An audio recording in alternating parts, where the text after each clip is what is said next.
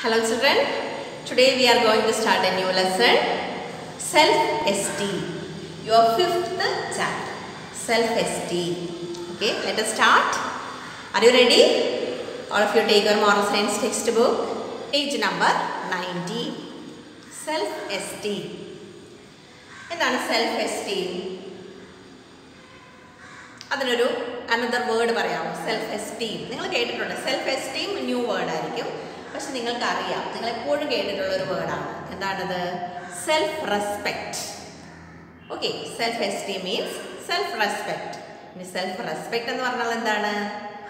It may be defined as how much you appreciate and like your self regardless of the circumstances.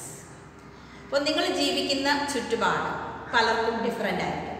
ചിലർ ഒരുപാട് കഷ്ടപ്പെട്ടായിരിക്കും, ചിലർക്ക് ഭയങ്കര സുഖമായിട്ടുള്ളൊരു circumstances ആയിരിക്കും. Circumstances means ചുറ്റുപാട്. ഏത് സിറ്റുവേഷനിലായാലും നമ്മൾ എങ്ങനെയാണ് നമ്മളെ വിലയിരുത്തുക, അതിനെയാണ് സെൽഫ് റെസ്പെക്റ്റ് എന്ന് പറയുന്നത്. നമുക്ക് നമ്മളോട് തന്നെ ഒരു മതിപ്പ് ഉണ്ടാകും. ചില ആളുകൾ പറഞ്ഞിട്ട് എപ്പോഴും ഇങ്ങനെ കുറ്റം പറഞ്ഞുകൊണ്ടിരിക്കും. പ്രത്യേകിച്ച് എനിക്ക് എൻ്റെ പേര് ഇഷ്ടമല്ല, എൻ്റെ രൂപം ഇഷ്ടമല്ല, എൻ്റെ മുടി കണ്ടില്ല, ഇതൊരു ഡള്ള, എൻ്റെ കണ്ണ് കാണാൻ കൊള്ളില്ല, എൻ്റെ അപ്പിയറൻസ് കൊള്ളില്ല, എൻ്റെ ഡ്രസ്സ് എനിക്ക് ഇഷ്ടപ്പെടുന്നില്ല. ഇങ്ങനെ എപ്പോഴും നമ്മളെ തന്നെ കുറ്റം പറഞ്ഞുകൊണ്ടിരിക്കുന്നത് എന്താണ്? സെൽഫ് റെസ്പെക്റ്റ് ഇല്ലാത്തവർ. അങ്ങനെ പാടില്ല. നമ്മൾ ഏത് സിറ്റുവേഷനിലാണെങ്കിലും നമുക്ക് ദൈവം തന്ന കുറേ കഴിവുകൾ, നമുക്ക് ദൈവം തന്നൊരു ബോഡിയൊക്കെ ഉണ്ട്, അല്ലേ? ഇല്ലേ? അതിൽ അഭിമാനങ്ങളുണ്ട്. എൻ്റെ പേര്, എനിക്ക് എൻ്റെ പേര് ഇഷ്ടമാണ്, എന്തോ ആയിക്കൊള്ളട്ടെ. അപ്പോൾ അതുകൊണ്ട് നമുക്ക് കിട്ടിയതിൽ നമ്മൾ സംതൃപ്തി കൊള്ളുക, സാറ്റിസ്ഫൈഡ് ആകുക. അതല്ലാതെ നമുക്ക് കിട്ടാത്തതിനെ ഓർത്ത് അവളുടെ കണ്ണ് കണ്ടില്ലേ, അവളുടെ പേരെന്ത് ഭംഗിയാ, അങ്ങനെ എന്തും ചിന്തിച്ചിട്ട് ഒരു കാര്യമില്ല. നമുക്ക് ദൈവം എന്താണോ തന്നിരിക്കുന്നത് അത് നമ്മൾ സന്തോഷത്തോടെ സ്വീകരിക്കുക. അപ്പോൾ സെൽഫ് റെസ്പെക്റ്റ് ഉള്ളവരായിരിക്കും. അങ്ങനെ സെൽഫ് റെസ്പെക്റ്റ് ഉണ്ടെങ്കിൽ മാത്രമേ, പ്രത്യേകിച്ച് കോൺഫിഡൻസ്, അത് മസ്റ്റാണ്. നമുക്ക് കോൺഫിഡൻസ് ഇല്ലെങ്കിൽ നമുക്കൊന്നും ചെയ്യുന്നത് ശരിയാവില്ല. നമ്മൾ ഒരിക്കലും ഒരു നല്ല ഒരു ഗോളിലേക്ക് എത്തിപ്പെടില്ല. അപ്പോൾ സെൽഫ് റെസ്പെക്റ്റ് ആദ്യമായിട്ട് വേണ്ട ഒരു കാര്യമാണ്. അതിന് ഏറ്റവും അത്യാവശ്യം എന്താണ്? കോൺഫിഡൻസ്. നിങ്ങളുടെ കോൺഫിഡൻസ് ലെവല് ഓരോ ദിവസവും ഇൻക്രീസ് ചെയ്ത് കൊണ്ടുവരാനായിട്ട് സാധിക്കണം. അപ്പോൾ എന്തെങ്കിലും ഒരു കാര്യം ചെയ്യാൻ പറയുമ്പോൾ ചിലപ്പോൾ എല്ലാവരും ഇത് അറിഞ്ഞിട്ടാണോ ഭൂമിയിലേക്ക് വരിക എന്ന് ചോദിക്കത്തില്ലേ? അമ്മ പറയത്തില്ലേ, അമ്മ നിങ്ങളോട് എന്തെങ്കിലും ചെയ്യാൻ പറയുമ്പോൾ നിങ്ങൾ പറയത്തില്ലേ, എനിക്ക് അറിയില്ല അമ്മ, ചിലപ്പോൾ വെജിറ്റബിൾ കട്ട് ചെയ്യാനായിരിക്കാം, അല്ലെങ്കിൽ ഫിഷ് ക്ലീൻ ചെയ്യാനായിരിക്കാം. അപ്പോൾ നിങ്ങൾ പെട്ടെന്ന് എന്താ പറയുക? എനിക്കറിയില്ല അമ്മ എന്ന് പറയും. അമ്മ ഇതൊക്കെ പഠിച്ചിട്ടാണോ വന്നത്? ഇല്ല, അമ്മ ചെയ്ത് പഠിച്ചതാണ്. അപ്പോൾ എല്ലാവർക്കും എല്ലാം ചെയ്യാനായിട്ട് സാധിക്കും. അപ്പോൾ എന്താ ചെയ്യേണ്ടത്? നമുക്ക് കിട്ടുന്ന ഓപ്പർച്യൂണിറ്റിയെ പ്രോപ്പറായിട്ട് ഉപയോഗിക്കുക. അല്ലാതെ എന്നെ കൊണ്ട് പറ്റില്ല എന്ന് പറഞ്ഞ് മാറി നിൽക്കാതെ അത് ആ ഓപ്പർച്യൂണിറ്റി ഏറ്റെടുക്കുക. അപ്പോൾ നമ്മളിത് തനിയെ ചെയ്ത് കഴിയുമ്പോഴത്തേക്കും നമുക്ക് മനസ്സിലാകും എന്നെ കൊണ്ട് ഇത് പറ്റും. Okay, let us start this lesson. Look at your page. Many people think that a person is rich if he has a posh bungalow, an expensive car and other such accessories.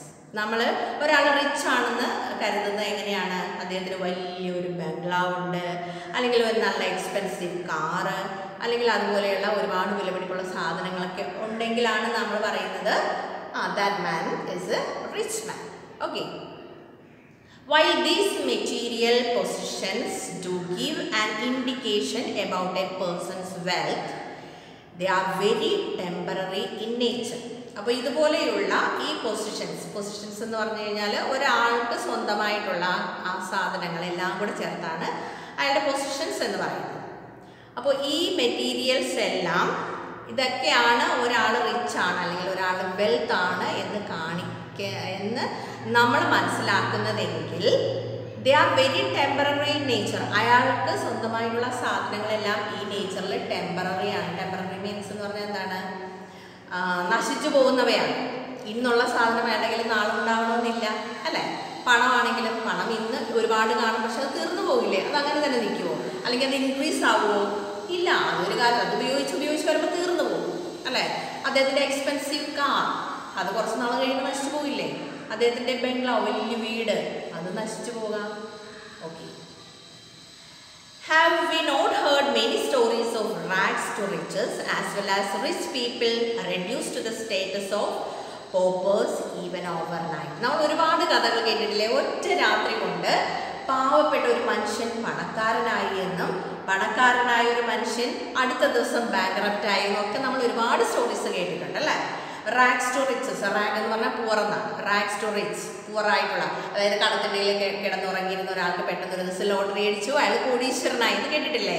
അതേപോലെ തന്നെ rich people, rich ആയിട്ടുള്ള ആളുകൾ reduce to the status of paupers. Paupers means extremely poor. ഭയങ്കര rich ആയിട്ടുള്ള ആളുകൾ ഒരു രാത്രി കഴിയുമ്പോൾ നെക്സ്റ്റ് ഡേ കേൾക്കുന്നത് അയാൾ ഒന്നുമില്ലാത്തവൻ, അയാളുടെ സകല സാധനങ്ങളും ബാങ്ക് ജപ്തി ചെയ്ത് കൊണ്ടുപോയി എന്നൊക്കെയുള്ള വിവരങ്ങൾ നമ്മൾ കേൾക്കാറുണ്ട്.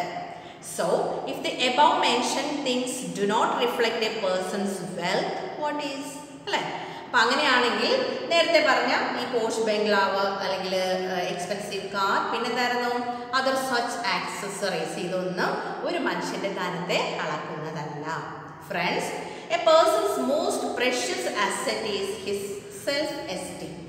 അപ്പോൾ കുട്ടികളായ നിങ്ങൾ മനസ്സിലാക്കണം, ഒരാളുടെ പ്രഷ്യസ് ആയിട്ടുള്ള അസറ്റ്, അസറ്റ് എന്ന് പറഞ്ഞാൽ നമ്മുടെ ഒരു ധനം എന്ന് പറയുന്നില്ലേ, ആ ധനം എന്ന് പറയുന്നത് എന്തായിരിക്കണം?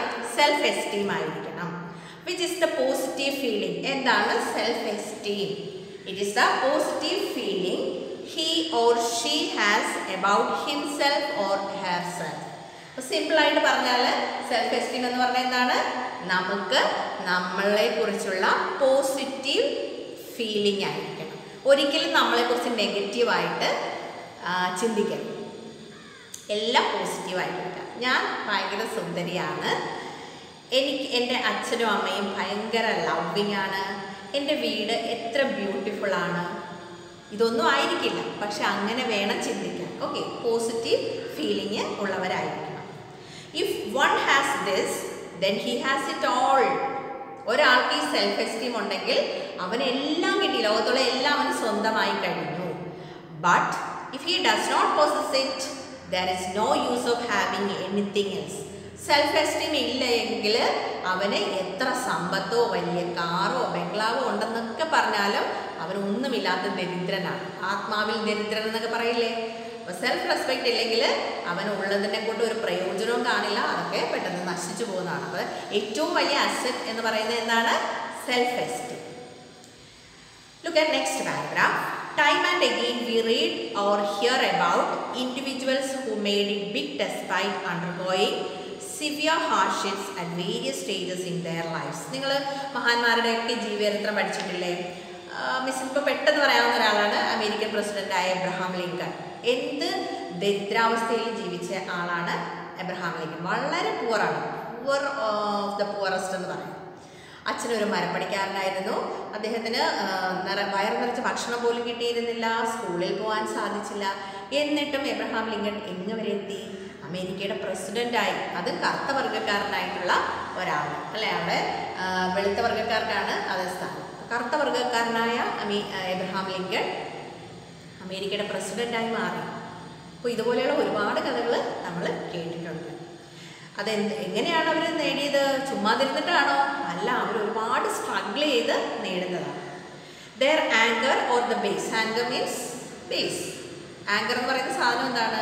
നമ്മുടെ ഈ കടലിൽ കൂടെ പോകുന്ന ഷിപ്സ് ഒക്കെ ഉണ്ടല്ലോ, അതിനെയൊക്കെ എവിടെയെങ്കിലും അതിന് കുറച്ച് നേരം നിർത്തിയിടണമെങ്കിൽ ഒരു ടൂളുണ്ട്. ആങ്കർ എന്ന് പറയുന്നത് ഒരു ടൂളാണ്. ആ ടൂള് കടലിലേക്ക് ഇട്ടിട്ട് അത് കടലിൻ്റെ അടിത്തട്ടിൽ ആ മണ്ണിലത് കുത്തി തറച്ചിങ്ങനെ നിൽക്കും. അപ്പോൾ ഷിപ്പ് അനങ്ങില്ല, മൂവ് ചെയ്യാതെ ഒരിടത്ത് തന്നെ നിൽക്കും. അപ്പോൾ ഈ ആങ്കർ എന്ന് പറഞ്ഞാൽ ബേസ് തന്നെയാണ്. അപ്പോൾ ദെയർ ആങ്കർ ആരുടെയാണ്? ഈ പറഞ്ഞ ലൈഫിൽ ജീവിത വിജയങ്ങൾ നേടിയ മഹാന്മാരുടെ ബേസ് എന്ന് പറയുന്നത് എന്താണ്? Base on which they were able to overcome these difficulties and become successful is their self esteem. അവരുടെ സെൽഫ് എസ്റ്റീം കൊണ്ടാണ് അവർ അവരുടെ ജീവിതത്തിലുണ്ടാകുന്ന പ്രയാസങ്ങളെയും ബുദ്ധിമുട്ടുകളെയും ഒക്കെ തരണം ചെയ്ത് ജീവിത വിജയം നേടിയത്. ഇപ്പോൾ എബ്രഹാം ലിങ്കൺ വിചാരിക്കുന്നു, അപ്പോൾ മരപ്പണിക്കാരനായ അച്ഛൻ്റെ മകനായ ഞാൻ എങ്ങനെയാണ് അമേരിക്കൻ പ്രസിഡന്റ് ആവുകയെന്ന് ചിന്തിച്ചിരുന്നെങ്കിൽ ഒരിക്കലും എബ്രഹാം ലിങ്കൺ പ്രസിഡന്റ് ആവുകയില്ലായിരുന്നു അല്ലേ. നിങ്ങൾ എബ്രഹാം ലിങ്കൻ്റെ ലൈഫ് സ്റ്റോറി പഠിച്ചിട്ടുണ്ട്. ഒരുപാട് പരാജയങ്ങളൊക്കെ ഏറ്റുവാങ്ങിയിട്ട് ഒരു 50 വയസ്സൊക്കെ കഴിഞ്ഞപ്പോഴാണ് അദ്ദേഹം ജീവിതത്തിൽ എന്തെങ്കിലുമൊക്കെ നേടാൻ തുടങ്ങി. അതുവരെ അദ്ദേഹം ചെയ്യുന്ന എല്ലാം ഫെയിലിയറായി. എന്നിട്ടും തളരാതെ എന്നെക്കൊണ്ട് സാധിക്കുമെന്ന് വിചാരിച്ച് അദ്ദേഹം കണ്ടിന്യൂസ് ഹാർഡ് വർക്ക് ചെയ്തത് കൊണ്ടാണ് അദ്ദേഹം ഇന്നും ഓർമ്മിക്കപ്പെടുന്ന ഒരു പേഴ്സണാലിറ്റി ആയിട്ട് മാറി. Since they knew that they were very capable, they found these obstacles merely as a test of their endurance. Endurance means അതിജീവനം എന്നൊക്കെ പറയല്ലേ. നമ്മൾ ഭൂമിയിലേക്ക് വന്ന് വീഴുമ്പോൾ എല്ലാ കാര്യങ്ങളും നമുക്ക് ലഭ്യമല്ല അല്ലേ. നമ്മൾ ഒരുപാട് സ്ട്രഗിൾ ചെയ്ത് അമ്മയുടെ വയറ്റിൽ നിന്ന് പുറത്ത് വരുമ്പോൾ തന്നെ നമ്മൾ ശ്വാസം എടുക്കാനായിട്ട് ഒരുപാട് സ്ട്രഗിൾ ചെയ്ത് നമ്മൾ കരഞ്ഞുകൊണ്ടാണ് ശ്വസിക്കുന്നത്. അപ്പോൾ അവിടെ മുതൽ നമ്മുടെ സ്ട്രഗ്ലിങ് ആരംഭിക്കുകയാണ്. നമ്മുടെ ആ കോൺഫിഡൻസ് വിടാതെ നമ്മൾ എപ്പോഴും പരിശ്രമിച്ചുകൊണ്ടേയിരിക്കുക. എങ്കിൽ മാത്രമേ നമുക്ക് ഈ ലോകത്ത് ജീവിച്ചു പോകാനായിട്ട് സാധിക്കൂ. They knew that they will eventually make it, and hence they were able to sustain themselves during extremely tiring circumstances. അപ്പോൾ എത്ര നമ്മുടെ ലൈഫിനെ തളർത്തുന്ന അല്ലെങ്കിൽ നമ്മുടെ മനസ്സിലെ തളർത്തുന്ന ഒരുപാട് ഇൻസിഡൻസ് നമ്മുടെ ലൈഫിലുണ്ടാകാം. പക്ഷേ സെൽഫ് എസ്റ്റീം ഉള്ളവർക്ക് അതിനെയൊക്കെ തരണം ചെയ്യാനായിട്ട് സാധിക്കും. And they were right because they proved it to the world.